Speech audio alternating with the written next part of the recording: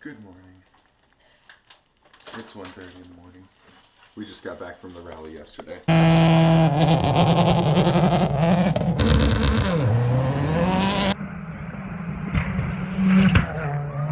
We're still a little burnt, still very tired. And we're making breakfast. Gonna make some coffee. Then we're heading off to our new adventure.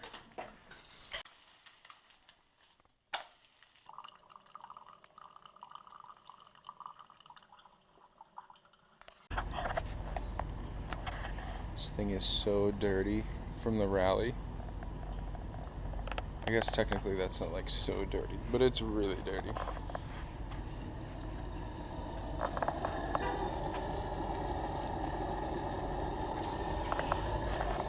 What a hog.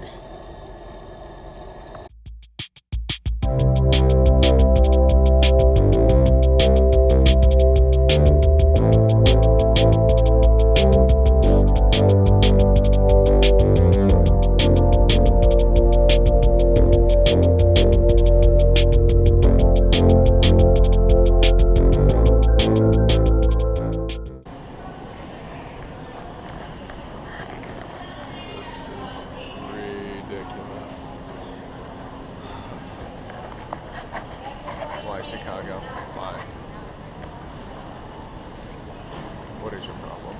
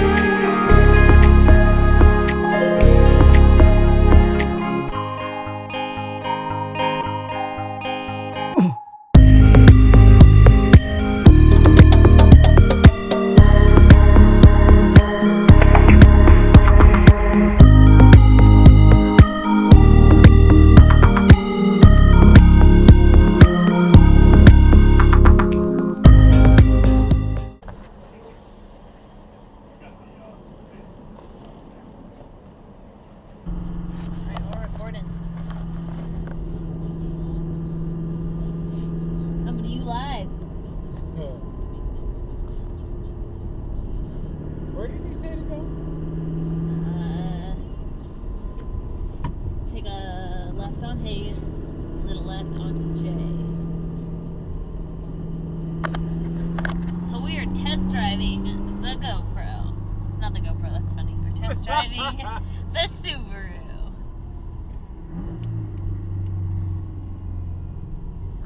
Yeah. I'm not used to a short throw shifter.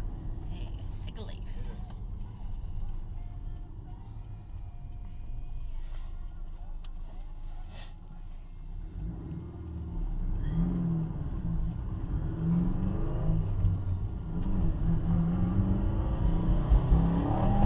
Oh my gosh!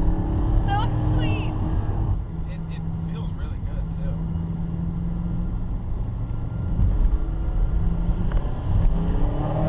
Shit.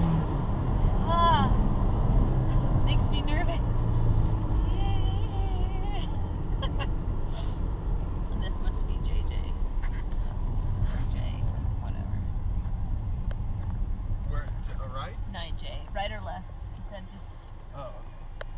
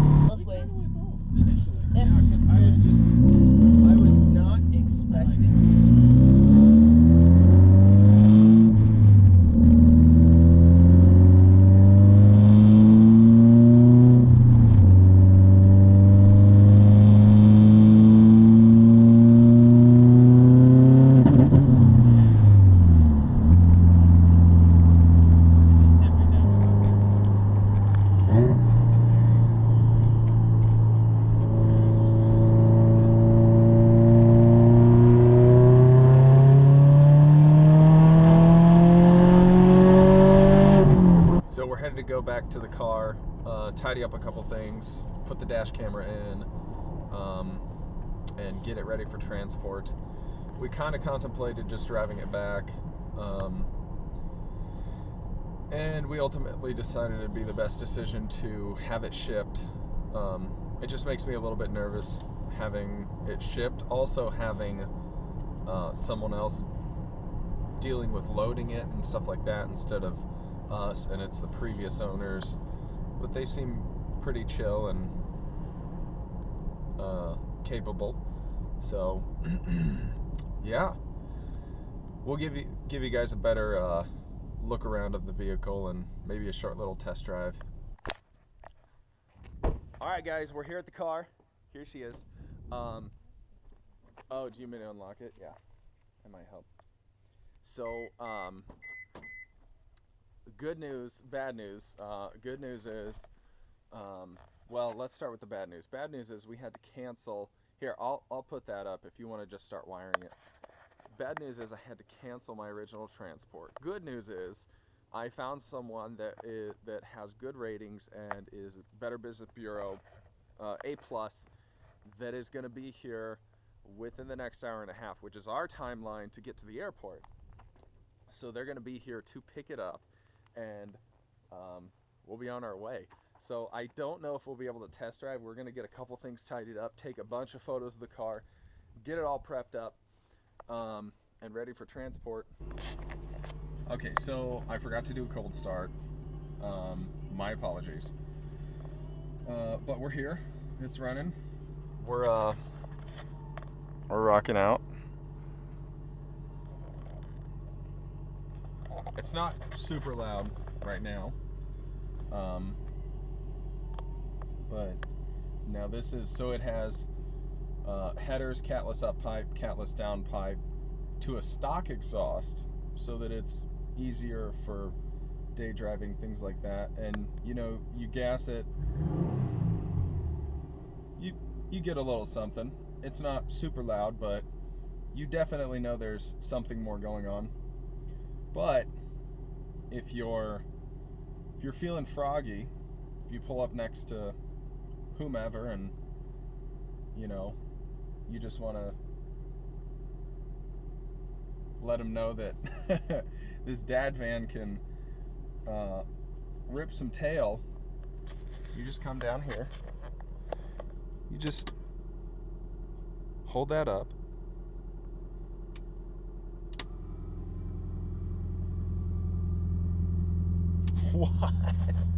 what?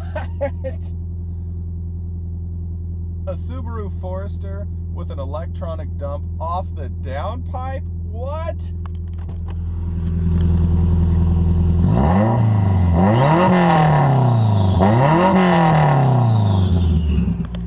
What? Oh my gosh.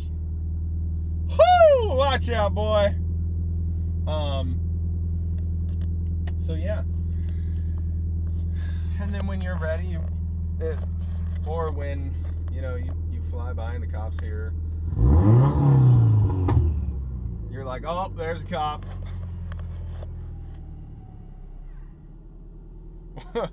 Officer, what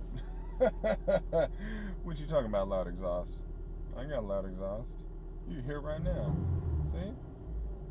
That was the other guy. That was the Pinto I was racing. He had straight headers coming out of the hood. Didn't you see it? Anywho, so I contacted the previous owner. He said that the cops around here are not nice at all. So we're not going to take it on a test drive without plates on it. But I will give you a full look through.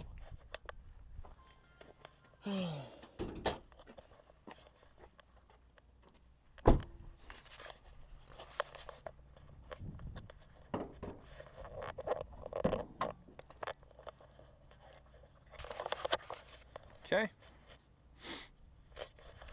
Front mount intercooler. has a FP green. It's got all the goodies. So it's lowered on STI suspension. Has front and rear, if I remember right, Ebach sway controls and links. 6-speed STI. Transmission has the DDC controller. Obviously, boost gauge, air fuel ratio gauge, cob access port, all the goodies. You know, and this is little, but I really like it. It's been debadged. I love debadged vehicles. I feel like they are just a set above. So, like I said, hopefully they should be here shortly to pick this thing up. Just waiting on a call. Okay, so I can't not show you this while we're here. And hopefully you can see that. You see that dump? There she go. Okay, so plan change number 43. They won't be here in the next half an hour, so they're going to pick it up at 8 p.m. tonight. But upside is, what's the upside? They're gonna deliver it tomorrow. Whoop! So it'll be at the house tomorrow as I'm recouping on the couch. Hello. So goodbye for now. Goodbye. We should make notes to the driver. Beware of the edges of their driveway. Do not drive on them. Oh. Yeah. So we're flying, or we're gonna go drive to LaGuardia, get this car back, and hop on a plane. Woo!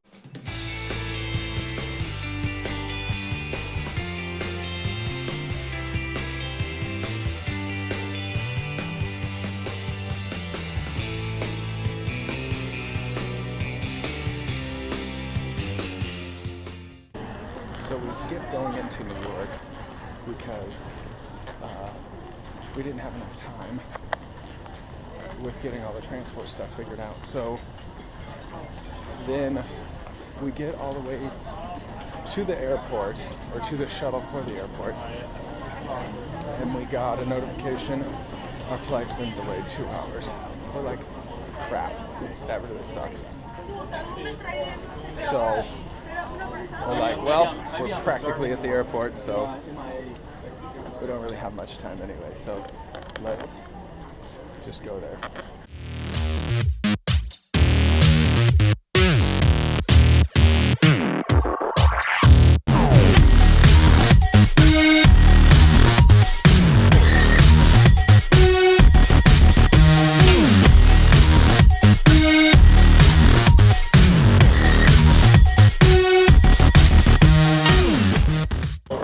As I was saying earlier, before we loaded on the plane, we're now in Chicago, by the way. So we got to the airport and they said, yeah, the ceiling is really cool. We got to the airport and we just gotten the notification that our flight got pushed back 2 hours. And I was like, crap, we could have went and had fun in New York City.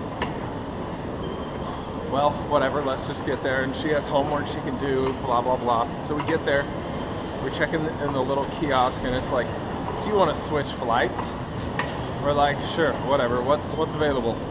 So we look, and there's a flight that's available, starts boarding in less than an hour. And we had originally gotten there 2 hours before. And had we just stuck with our original flight, we would have been there 3 hours. No. 4 hours, but instead we swapped flights. So I wanted to explain a little bit. I was putting the video together and I was like, there was nothing being said about what was happening, and partly that was because I was extremely anxious and there was a bit of an issue that we were having while test driving the car. So we got it out, we're driving around, it's fine. And the second, maybe third time, I got into boost a little bit higher pressures. we had fuel cut. I was like, this isn't normal. So we drove it back to the owner. He's like, excuse me, what? So he goes out, we're driving it. He experiences the same thing. You see that. And so we're just driving around troubleshooting, and the only thing that we came up with was it's E85. So it's also not daily driven, and it's in upstate New York. So E85 is unstable in cold temperatures. So we're assuming that some water got in there, and it's not fueling right. So we go put most of a tank of 93 in it and dilute that older E85 out. And it has an autonomous tune that recognizes the fuel content, or the ethanol content rather, and auto adjusts to that. So I think we dropped the ethanol content to like 30 something percent, maybe 33%, and we're driving it, and it's flawless. It's perfectly fine. We have plenty of healthy pulls, so we're like, okay, we're back on to doing this. Second explanation: when the car finally got to me, so they don't let you record or anything while it's backing off the trailer, things like that.